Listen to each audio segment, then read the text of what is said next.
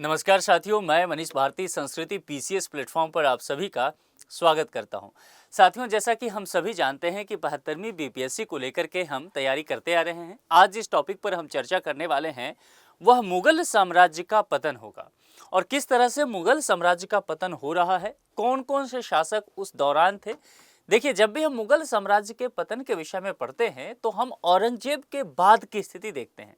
क्योंकि औरंगजेब जब तक मुगल साम्राज्य को संभालता है वह बहुत बेहतरीन तरीके से आगे लेकर के चलता है, लेकिन उसके बाद के जो शासक हुए वह निहायती तौर पर अगर देखा जाए तो अच्छे शासक नहीं माने गए, है ना। उनके कामकाज के जो तौर तरीका रहा वह साम्राज्य को पतन की ओर ही ले गया। तो कुल मिलाकर के इसीलिए जब उसके बाद की स्थिति, इस पतन की वाली बात कहते हैं ना, तो औरंगजेब के बाद की स्थिति हम पढ़ते हैं। तो सबसे पहले ये चीजें ध्यान रखिएगा और उसके बाद इसी पर जो है हम क्वेश्चन आंसर डिस्कशन करेंगे। फिर 10 क्वेश्चन बनाएंगे, मिलकर के उसका समाधान भी करेंगे और फिर एक प्रश्न मैं आपको दूंगा जिसका जवाब आप कमेंट बॉक्स में लिखते हैं।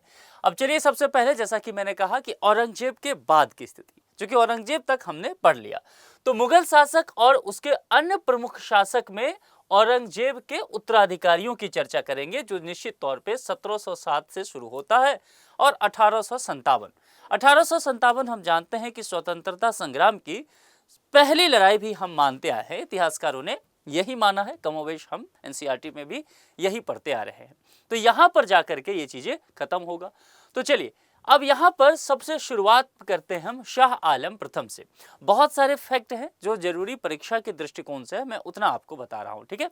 शाह आलम प्रथम, जिसे मुअज्जम या बहादुर शाह प्रथम के नाम से भी जाना गया, 1707 से लेकर के 1712 तक सत्ता में रहता है और बहुत ही छोटा सा कार्यकाल है। औरंगजेब का मृत्यु हो जाता है और औरंगजेब का पुत्र ये होता है, कौन? मुअज्जम, यानी कि शाह आलम प्रथम, जो इसने बहादुर शाह से के नाम से एक तरह से सत्ता संभालना शुरू किया, बहुत छोटे अवधि के लिए, और एक उपाधि धारण करता है। यहां से आपको प्रश्न आ सकता है, उपाधि क्या है? खफी खां ने उसे साहे बेखबर कहा, है ना। विशेषता क्या हुआ कि मजबूत प्रशासनिक कौशल, दरबार और साम्राज्य को स्थिर करने का इसने प्रयास किया। क्योंकि औरंगजेब के समय एक चीज देखा गया कि मैंने आपको पहले भी कहा कि दक्कन विजय की जो उसकी लालसा रहा, अपने जीवन का आखिरी 25-30 साल तक वो दक्कन में ही बिता देता है।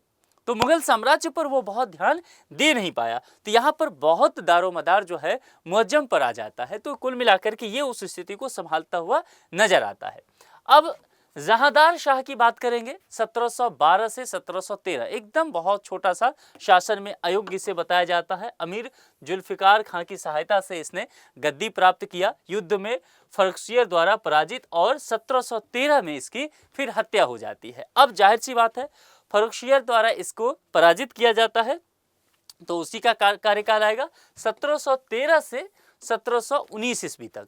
1717 ईस्वी में फरमान जारी किया जिसने अंग्रेजों को 3000 वार्षिक कर दे करके बंगाल में व्यापार करने की अनुमति दी।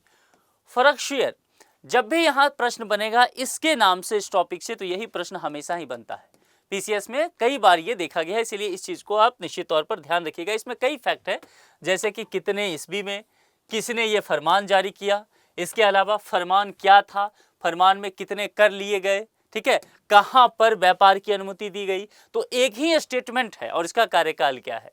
तो कुल मिलाकर के एक ही स्टेटमेंट है, लेकिन 5-6 क्वेश्चन बनता है। इसीलिए मैंने कहा कि यहां से प्रश्न बहुत रहते हैं, तो हल्के में इस एक स्टेटमेंट को नहीं लेना है। अब आगे जरा बढ़ते हैं और बात करते हैं मोहम्मद शाह की बारे में, 1719 से 1748। अब यहां पर देखेंगे इसका कार्यकाल थोड़ा सा बड़ा आपको बाकी के मुकाबले यहां पर दिखेगा। अंतिम शासक जिन्होंने शाहजहां का मयूर सिंहासन संभाला था, शाहजहां के पास एक मयूर सिंहासन हुआ करता था, बहुत ही खूबसूरत, उस पर बैठने वाला, और प्रशासन में इसे बहुत ही मतलब एक तरह से कह सकते हैं कि ये उदासीन रहा, बहुत मन नहीं लगता था राजकाज करने में। इसने एक उपनाम भी अपना लिया, ठीक अपने पर्सनैलिटी से जज करता हुआ, वह था रंगीला। नादिर शाह ने 1739 ईस्वी में भारत पे आक्रमण किया और करनाल युद्ध में मुगल सेना को हराया। नादिर शाह जो है यहाँ पर, जब यहाँ पर मुगल सेना को हराता है तो भारतीय, चाहे वो खजाना हो, जवाहरात हो, कोहिनूर हो और मयूर सिंहासन, ये जो, इसीलिए मैंने कहा कि अंतिम शासक रहा जो मयूर सिंहासन पर बैठता है। चूंकि नादिर शाह क्या करेगा, इस मयूर सिंहासन को, इसको हराने के बाद अपने साथ लेके चला जाता है। कहाँ? ईरान ले गया। और इसके दरबार में हमेशा, चूंकि ये रंगीला स्वभाव का भी था, नृत्य संगीत इसी सब में इसका मन लगता था। दरबार में क्या हो रहा है, सेनाएं कैसे काम कर रही है, कौन आक्रमण करने वाला है, किले को कैसे मजबूत किया जाए, सैनिकों की क्या समस्या है, इन सब पे इसका कोई ध्यान ही नहीं था। तो दरबार में महिलाओं और हिजड़ों का बहुत ज़्यादा प्रभुत्व बढ़ता चला गया और इससे घिरा ये रहता था। हमेशा ही ये जो है एक तरह से कह सकते हैं कि रंगीले स्वभाव का व्यक्ति था, तो नाम भी इसने, उपनाम अपना रंगीला ही रख लिया। अब शाह आलम द्वितीय के विषय में पढ़ते हैं, जिसे अली गौहर भी कहा गया। 1759 से लेकर के 1806 तक इसका कार्यकाल होता है। मुख्य जो प्रश्न यहाँ पर बना है कि इसे दिल्ली में वजीर गाजीउद्दीन एंट्री नहीं देता है। और दूसरा एक फैक्ट आएगा, 1803 ईस्वी में दिल्ली पर अंग्रेजों का अधिकार भी यहाँ पर शुरू होता है।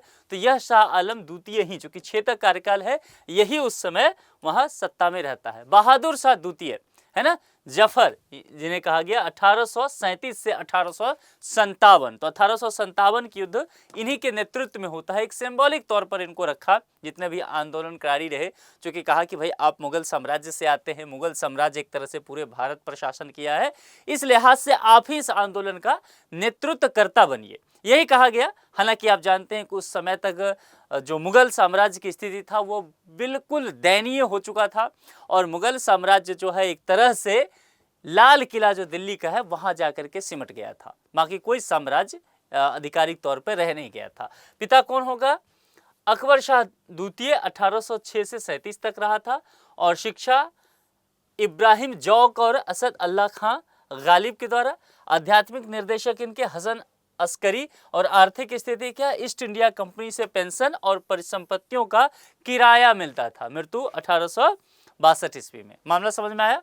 जो मुगल साम्राज्य हुआ करता था, पूरे भारत पर शासन करता था, आज उसकी आर्थिक स्थिति इतनी दयनीय हो चुका था कि बहादुर शाह जो द्वितीय हैं उनको ईस्ट इंडिया कंपनी से कुछ पेंशन मिल जाता था बस, और जो उनके पास एसेट था जहां तहां दिल्ली वगैरह में, कोलकाता वगैरह में, उससे रेंट आता था, उन्हीं से काम उनका चलता था। ये स्थिति हो गया था मुगल साम्राज्य का। बाकी अंग्रेजों ने अत्यधिक जगहों पर जो कह सकते हैं कि वह कब्जा करना शुरू कर लिया था। कुल मिला के यहाँ पर एक हमने ब्रीफ हिस्ट्री देख लिया कि औरंगजेब के बाद और बहादुर शाह द्वितीय तक कैसे मुगल साम्राज्य का पूरी तरह से पतन हो जाता है, राजनीतिक महत्व खो देता है, सामाजिक प्रतिष्ठा चली जाती है, आर्थिक स्थिति दयनीय हो गया और मुगल साम्राज्य जो है वह एक तरह से कहा जाए कि खत्म हो चुका। तो ये रहा एक तरह से किस तरह से जो है वह ये साम्राज्य खत्म होता है उसकी चर्चा भारत में। अब चलिए यहाँ पर कुछ प्रश्न इस पर बनाते हैं, यहाँ से काफी प्रश्न पूछा गया है, देखते हैं। औरंगजेब की 1707 ईस्वी में मृत्यु होने के बाद सत्ता किसने संभाली? अब जाहिर सी बात है, हमने पहले ही चर्चा किया कि जब औरंगजेब की मृत्यु हो जाता है 1707 में, तो सत्ता उसके पुत्र के हाथ में मिलता है और उसका पुत्र होता है मुअज्जम, जिसने अपना उपनाम एक तरह से रखा है शाह आलम, जो बहादुर शाह प्रथम के नाम से सत्ता संभाला है। तो यहाँ पर देखिए उपनाम क्या है, अकबर दूधिया ने, मोहम्मद शाह जहांगीर, बहादुर शाह प्रथम। अब देखिए यहाँ सीधे सीधे नहीं है लिखा हुआ, यहाँ पर कई नाम और दिया जा सकता है, जैसे कि मैंने कहा मुअज्जम भी दिया जा सकता है, शाह आलम भी हो सकता है, लेकिन बहादुर शाह प्रथम के नाम से ये सत्ता संभालता है, तो ये दे दिया। तो आपको विकल्प ठीक से देखना पड़ेगा कि क्या विकल्प में है, ठीक है। इसका कार्य अवधि देखेंगे तो यह 1707 में आ जाता है सत्ता में, औरंगजेब की मृत्यु के ठीक बाद, और 1712 ईस्वी तक ये सत्ता में बना रहता है। छोटा कार्यकाल है, लेकिन ये कोशिश करता है कि औरंगजेब के समय जो क्षति हुआ था उसकी पूर्ति कर दिया जाए। हालांकि छोटा कार्यकाल है तो ये बहुत कुछ कर नहीं पाता है। चलिए, निम्नलिखित में से किस मुगल सम्राट ने अंग्रेजों को बंगाल में शुल्क मुक्त व्यापार की सुविधा प्रदान की थी? ये इंपॉर्टेंट क्वेश्चन है। अब यहाँ पर मैंने चर्चा भी किया था, अकबर, जहांगीर, बहादुर शाह और फर्रुखशियर। 1717 ईस्वी में हमने आपको बताया था कि फर्रुखशियर ने एक फरमान जारी किया था, जिसमें यह कहा गया कि अंग्रेजों को 3000 वार्षिक कर दे करके बंगाल में बिना अतिरिक्त चुंगी दिए व्यापार करने का अधिकार है। तो अब यहाँ पर यह अधिकार जो है फर्रुखशियर देता हुआ अंग्रेजों को नजर आता है। ये कब होता है? 1717 ईस्वी में। ये आपसे पूछा जा सकता है, ये ध्यान रखिएगा, ठीक है। आगे बढ़े। निम्नलिखित में से कौन मुगल काल में राजा बनाने वाले थे? ठीक है, अब देखिए यहाँ पर हुसैन, अली और अब्दुल्ला को लेकर के चर्चा किया गया। नासिर खान और जकारिया खान, शाह हुसैन अब्दुल हुसैन, मोहम्मद जमी और मोहम्मद जुनैदी। ये 4 चीज़ है। देखिए यहाँ पर इस बात को ठीक से समझ लीजिए। उत्तरकालीन मुगल राजनीति में ऐसे शक्तिशाली सरदारों का उत्थान हुआ जो अब सम्राट निर्माता की भूमिका निभा रहे हैं। मैंने क्या शब्द इस्तेमाल किया? उत्तरकालीन मुगल राजनीति। उत्तरकालीन मुगल राजनीति यानी कि जब पतन हो रहा है, जब अंतिम क्षण है मुगल साम्राज्य का, औरंगजेब की मृत्यु हो चुका है, 1707 के बाद की हम बात कर रहे हैं। उस दौरान ऐसे बहुत सारे स्वयंभू लोग आए जो एक तरह से किंग मेकर की भूमिका, जिसको आजकल वर्ड बोलते हैं ना किंग मेकर, उस भूमिका में आते हैं। मुगल दरबार में ऐसे ही कुछ शक्तिशाली लोग आ गए थे। उसमें सैयद बंधु था, जिसमें अब्दुल्ला खां और हुसैन अली सबसे ज्यादा अगर देखा जाए तो शक्तिशाली थे। तो हुसैन अली और अब्दुल्ला खां, ये ध्यान रखिएगा, ये सैयद बंधु होते हैं। ये लोग हिंदुस्तानी दल के नेता हुआ करते थे। ये सम्राट निर्माता के रूप में इस वक्त तक विख्यात हो गए थे, यानी कि किंग मेकर। इन्होंने 1713 ईस्वी में फर्रुखशियर को सिंहासन पर बिठाया था। फर्रुखशियर इसी की मदद से बैठा था और 1719 ईस्वी में इसे सिंहासन से हटा दिया गया। इसके बाद 3 कठपुतली सम्राट रफी उद दरजात, एक होता है रफी उद दौला और एक होता है मोहम्मद शाह, इसको सैयद बंधुओं ने अपने इस्तेमाल के लिए सत्ता पर बिठाया था। और मोहम्मद शाह के शासनकाल में सैयद बंधुओं का फिर अंततः क्या होता है?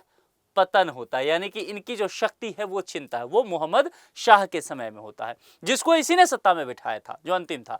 तो ये ध्यान रखिएगा, किंग मेकर की भूमिका माना जाता है और ये प्रश्न में कई बार आया है। मयूर सिंहासन, मयूर सिंहासन पर बैठने वाला अंतिम मुगल सम्राट कौन था? क्योंकि मयूर सिंहासन की जब बात की जाती है तो ये ईरान चला गया था इसके बाद, ठीक है, तो ध्यान रखिएगा।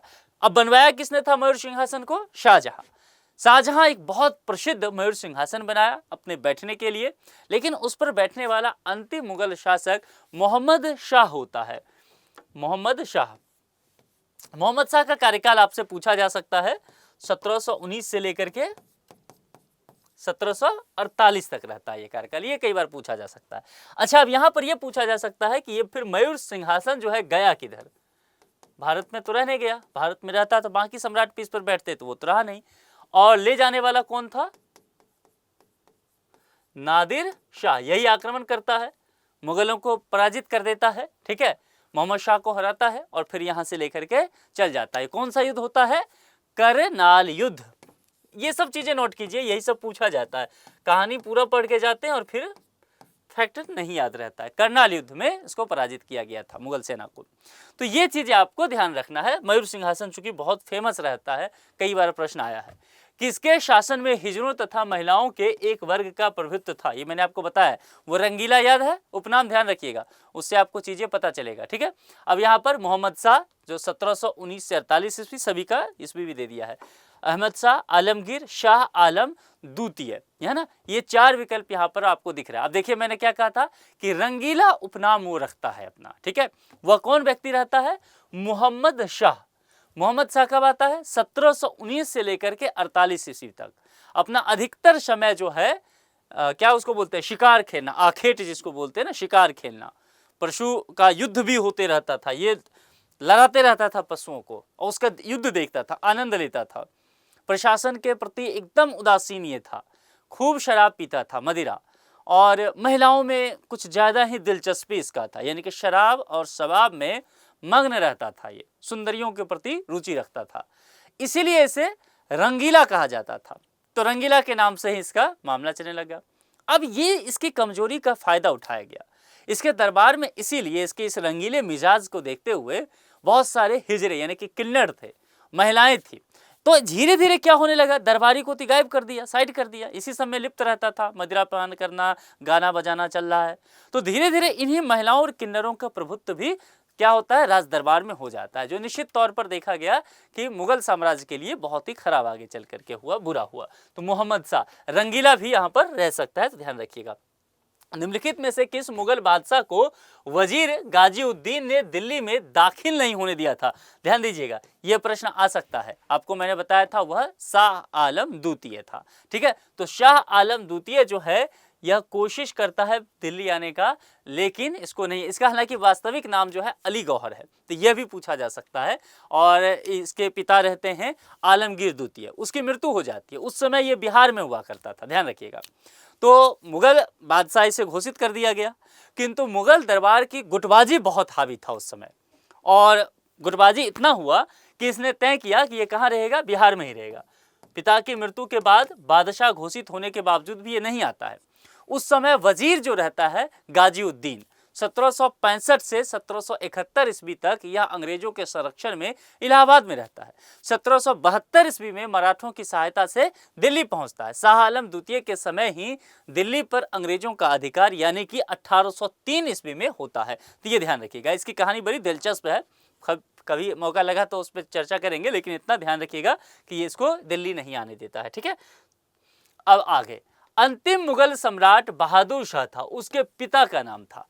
कई बार आप अंतिम जो मुगल सम्राट हैं उसके बारे में पढ़ के जाएंगे, देखिए वहाँ प्रश्न क्या पूछ दिया, ये सब पीसीएस में हो सकता है। इनके पिता का नाम जो है अकबर शाह द्वितीय रहता है।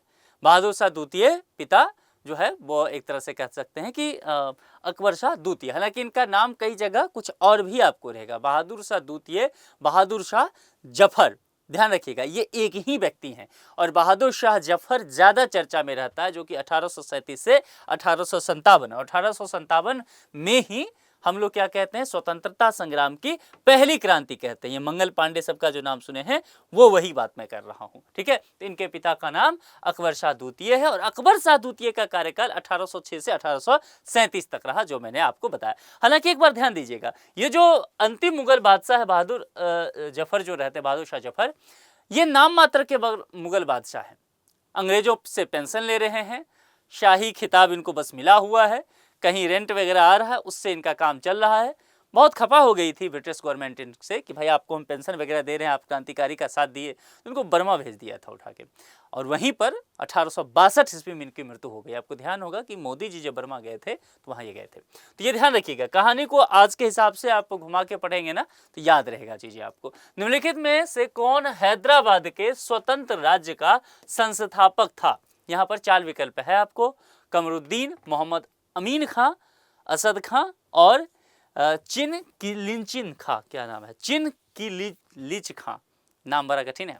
अच्छा चलिए आते हैं। अब ये नाम कठिन जो है ये दरअसल आपके काम का नाम है, इसीलिए मैंने इस नाम पे जोड़ दिया। हैदराबाद के स्वतंत्र राज्य की स्थापना जो होता है वह 1724 ईस्वी में, ध्यान देते चलिए।